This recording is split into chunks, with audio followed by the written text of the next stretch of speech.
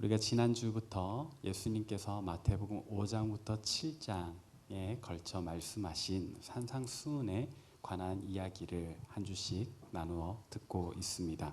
그 중에서 우리가 그 첫머리 함께 나누고 있는데요.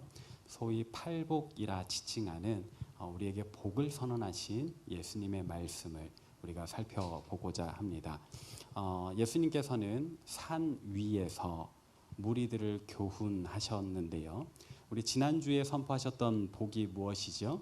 심령이 가난한 자, 하나님 없이는 난 아무것도 할 수 없어. 그러나 하나님 안에서 모든 것을 할 수 있어 라고 믿는 자들에게 천국을 약속하셨지요. 하나님 그런 복을 무리들에게, 우리에게 선포하셨습니다. 그럼 오늘은 예수님께서 어떤 사람들에게 어떤 복을 선포하셨을까요? 오늘 본문 말씀 마태복음 5장 4절 말씀을 다 함께 읽어보도록 하겠습니다. 화면으로 시작. 애통하는 자는 복이 있나니 그들이 위로를 받을 것이니요. 아멘. 오늘 본문 말씀 속에서 예수님께서는 어떤 사람에게 복이 있다고 말씀하셨습니까? 애통하는 자에게 복이 있다라고 말씀하셨습니다. 우리가 잠깐 다시 한번 이 팔복에 대해서 생각해 볼 필요가 있는데요. 여기에서 예수님께서는 몇몇 사람들에게 복이 있다라고 말씀하시지만 이것은 멀리 있는 다른 사람들을 이야기하는 게 아닙니다. 예수님께서 산 위에 올라가 앉으심에 제자들이 나왔다. 이것은 꼭 12제자만을 의미하는 것도 아니고요. 예수님을 쫓아 그 말씀 듣고자 하는 무리들에게 하는 이야기입니다. 결국 예수님의 음성을 듣고자 하는 자는 다 예수님의 제자인데 예수님께서는 앞에 그 많은 사람들 앉혀두고 다른 사람을 지칭하는 게 아니라 2인칭 복수로 이야기를 해요. 너희는 복이 있다라고 말씀하시는 거예요. 그래서 우리가 지난주 말씀 심령이 가난한 자를 직역하자면 너희 심령이 가난한 자들아 너희는 복이 있다. 이렇게 말씀하시는 거거든요. 오늘 본문 말씀 역시 마찬가지입니다. 너희 애통한 자들아 너희에게 복이 있다라고 말씀하시는 거예요. 그렇게 생각한다면 오늘 말씀은 좀 더 우리에게 직접적으로 복을 선언하시는 그런 말씀이지요. 너희 애통하는 자들아 너희는 복이 있다. 너희는 위로를 받을 것이다. 자, 그런데 여기서 이 애통하는 자가 무엇이기에 주님께서는 우리에게 애통하는 자, 너희 애통하는 자들아 라고 말씀하시는 것일까요? 좀 쉽게 이야기를 하자면 슬픈 일 당한 자를 의미합니다. 그런데 통자가 들어가잖아요. 아프다는 이야기예요. 어느 정도로 너무 슬퍼서 가슴이 아파요. 아니 몸 전체가 아파요. 영혼도 아픈 것 같아요. 막 애간장이 끊어진다라는 표현이 있거든요. 진짜 내 장기가 끊어지는 것 같은 그런 아픔을 겪을 정도로 슬픈 일 당한 자를 이야기를 하는 겁니다.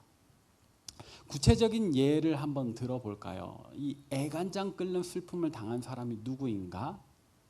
창세기 37장에 보니까 늙은 야곱의 이야기가 나옵니다.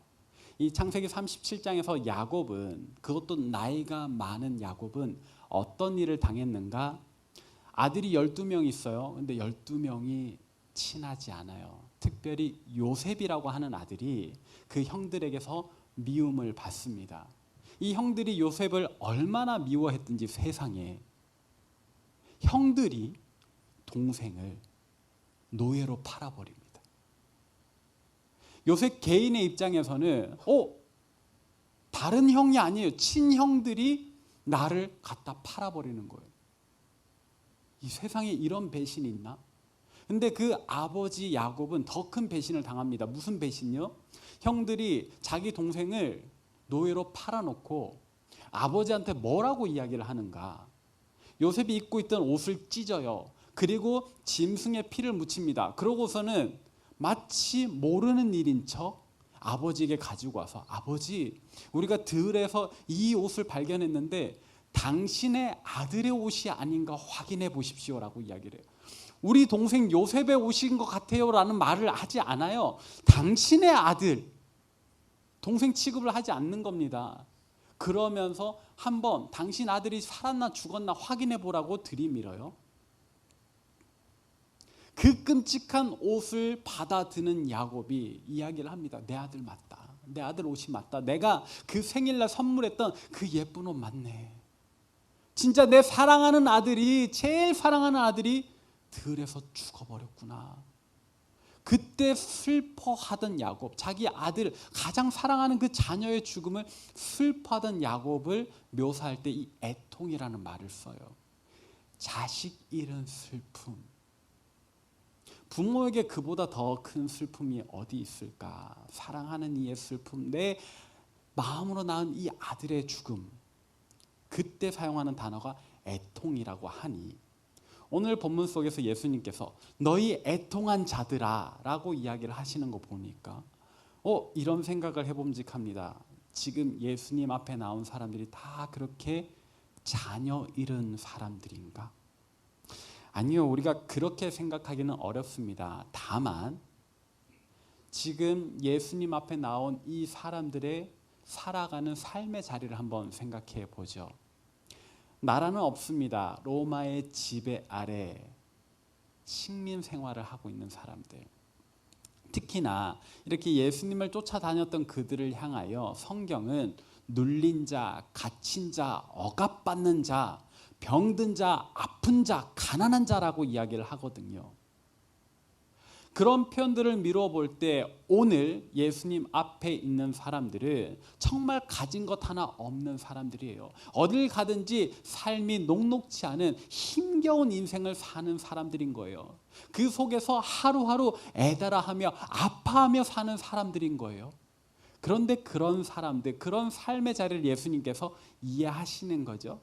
그래서 너희 애통한 자들아, 힘겹지만 하루하루 삶을 살아내고 있는 너희들은 복이 있다라고 말씀을 하시는 겁니다. 그런데 예수님께서 이들에게 선포하기를 어떤 복이 있다라고 하셨나요? 아까 본문을 떠올려 보면 위로받을 것이며 라고 이야기를 합니다. 슬픈 일 당한 사람들에게 너희는 복이 있다 하더니 위로를 받을 거래요.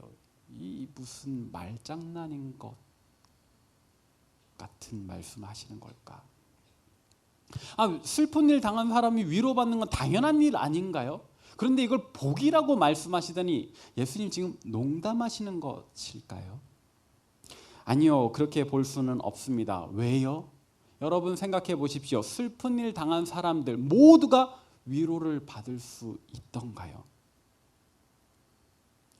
우리는 살면서 이런저런 슬픈 일 당할 수 있습니다. 그런데 매 때마다 위로를 받을 수 있는 것 아니에요. 위로를 받는 게 당연한 일이 아니더라고요.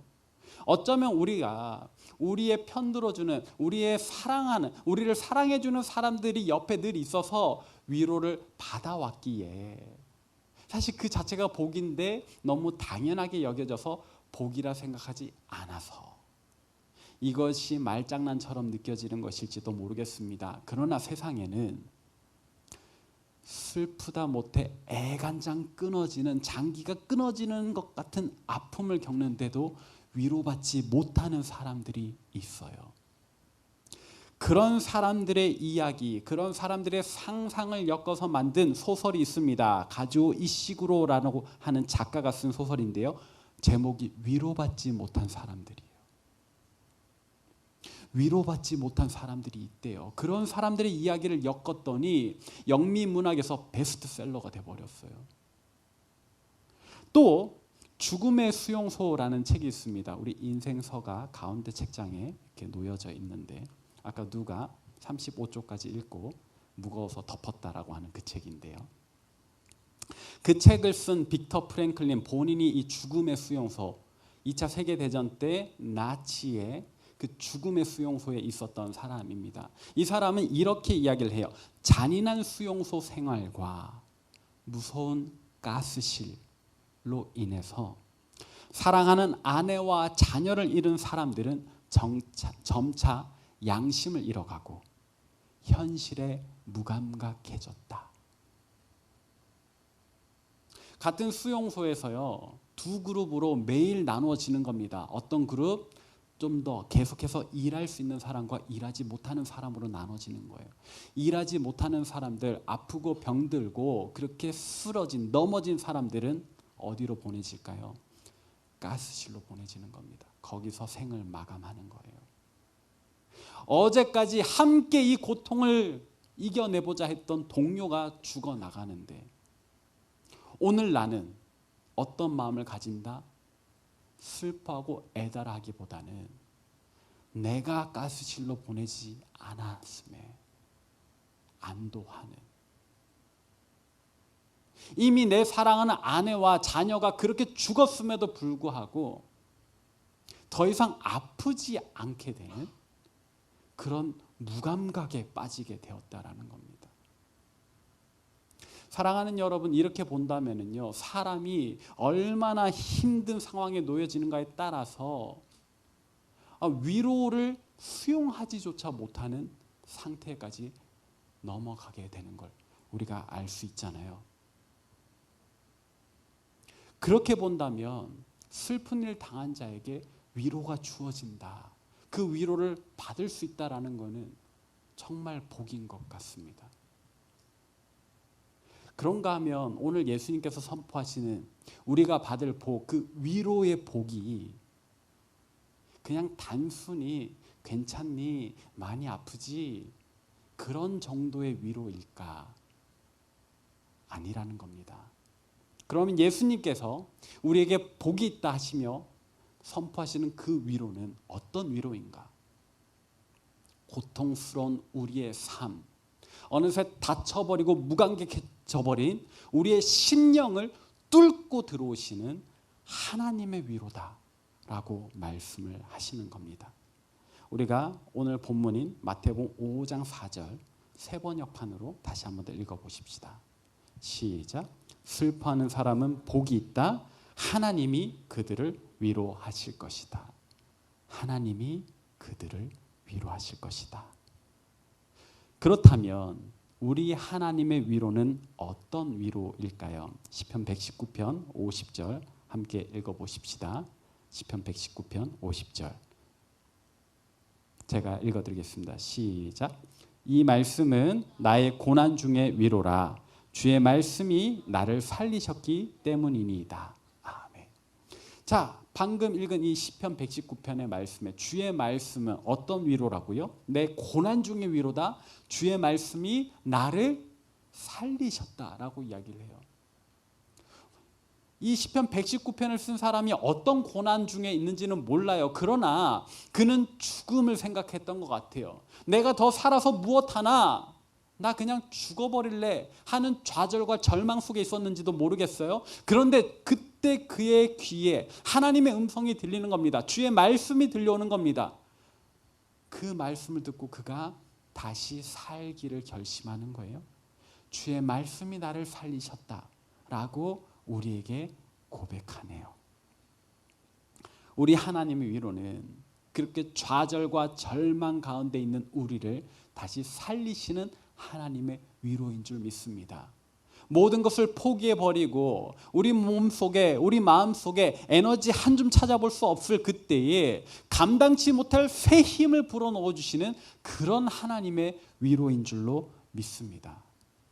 우리가 이것을 무엇을 통해서 알 수 있을까? 열왕기상 19장에 보니까 바알과 아세라 선지자 850명과 대결에서 이긴 엘리야 선지자 이야기가 나와요. 그런데 이 엘리야가 대단한 승리를 거두고서도 간악한 여왕 이세벨이 무서워서 도망을 갑니다.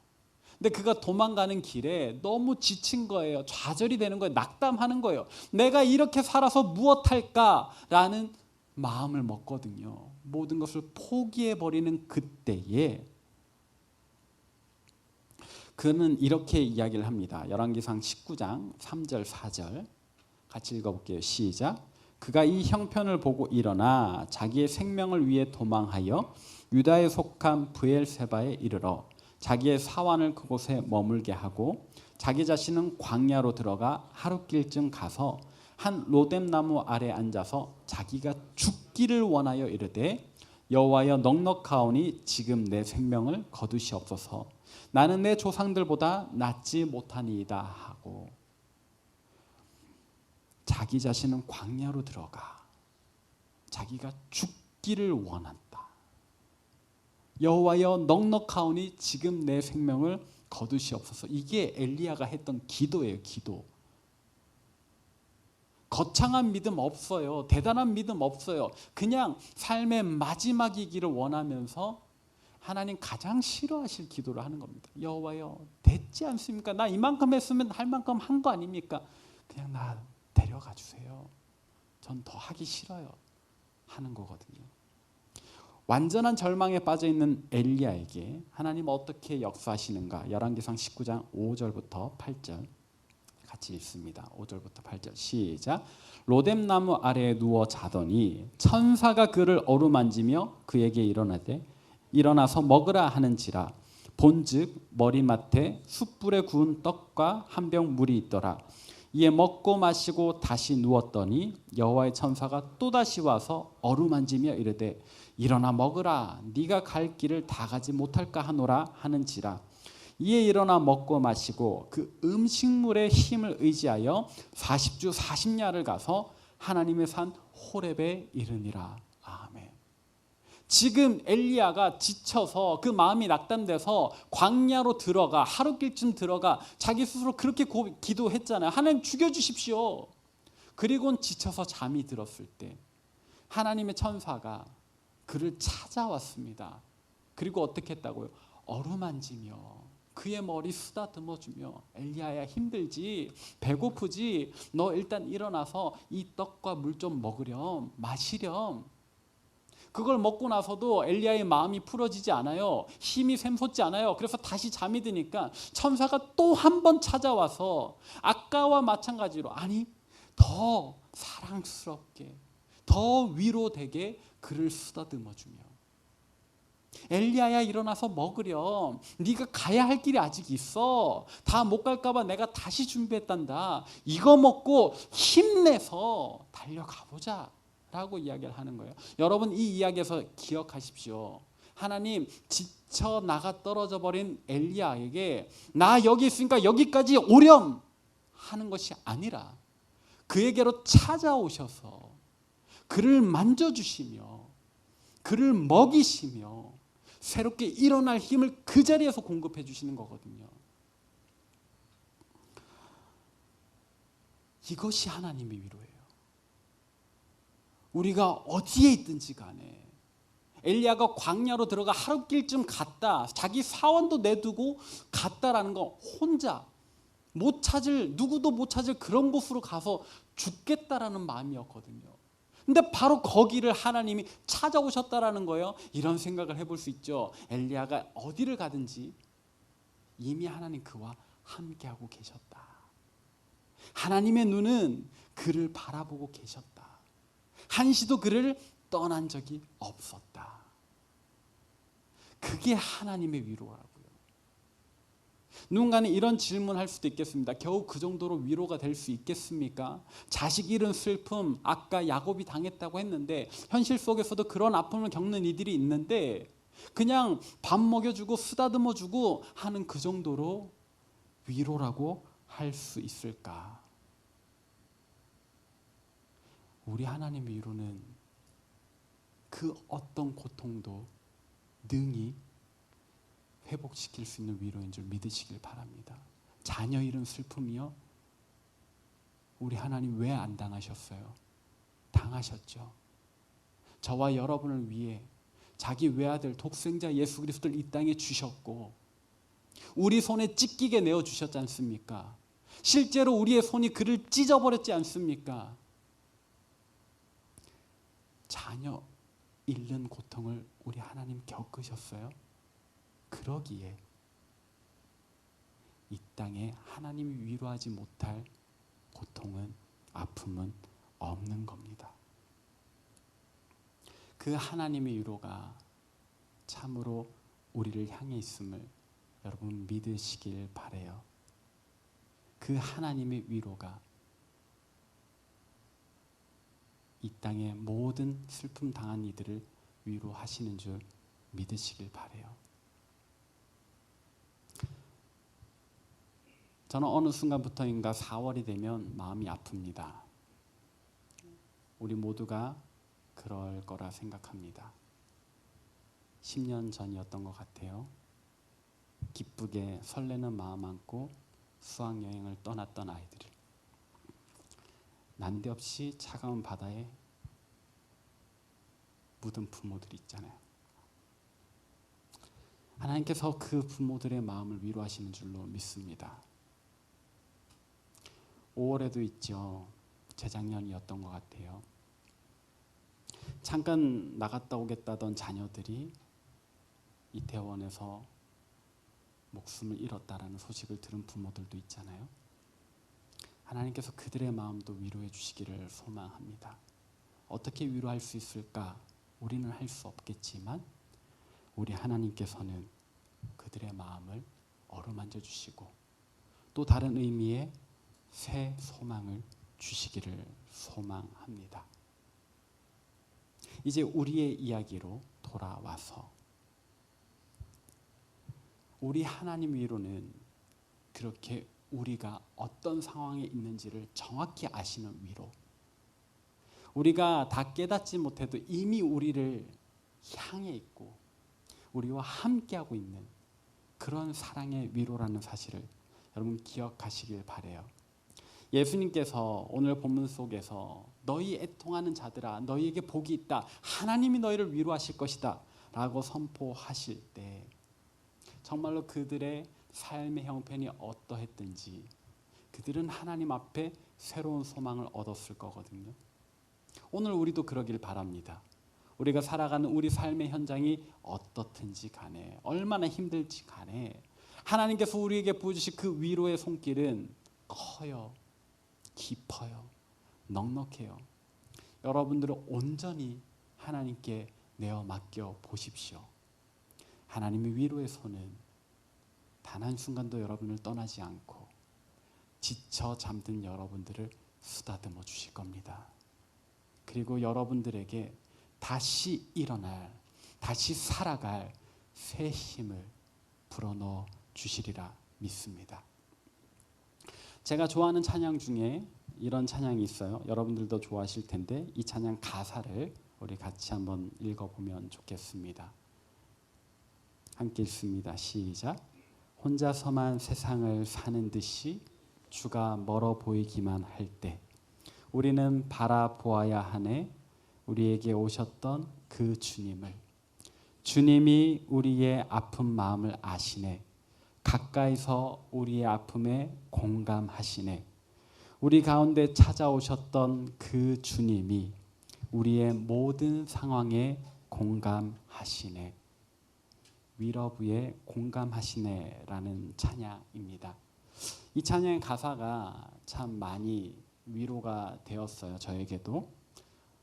가끔은 우리가 그런 감정 느낄 때가 있잖아요. 참 세상 사는 게 힘들다, 외롭다. 하나님 어디 계신가?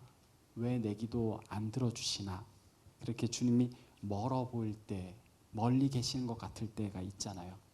그러나 우리 잊지 말아야 할 겁니다. 우리는 바라보아야 하네. 우리에게 오셨던 그 주님을. 주님이 우리 아픈 마음을 아신대요. 가까이에서 공감하고 계신대요. 우리 가운데 찾아오셨던 그 주님이 우리의 모든 상황에 공감하신답니다. 우리 가까이 오시려고 하늘 보자 버리고 우리에게 찾아오신 주님. 낮고 낮은 이 땅 위에 우리 옆에 함께 하시는 그 주님. 그러니 이제 우리가 해야 할 일은 무엇입니까? 슬픔을 대하는 우리의 자세를 바꿔야 하겠습니다. 슬픈 일 당했을 때 너무 가슴 아파서 애통해. 온 몸마저 아파질 때 여러분 그 슬픔으로 인해서 좌절하거나 절망하지 마십시오. 아파만 하지 마십시오. 그 슬픔 가운데서도 우리를 위로하시려 우리에게 찾아오시는 그 주님을 바라보시길 바랍니다. 그 주님 베푸시는 그 위로의 손길을 누리시길 바랍니다. 그렇게 우리 주님 공급해 주시는 새 힘을 얻어서 다시 일어설 수 있기를 바랍니다. 그래서 고통 가운데서도 아픔 가운데서도 우리에게 새로운 기쁨과 환희를 주시는 우리 주님을 의지하여 다시 힘찬 걸음 내딛는 저와 여러분 되시기를 바랍니다. 이것이 오늘 우리에게 주시는 하나님의 음성인 줄로 믿고 우리 이 찬양 함께 부르도록 하겠습니다.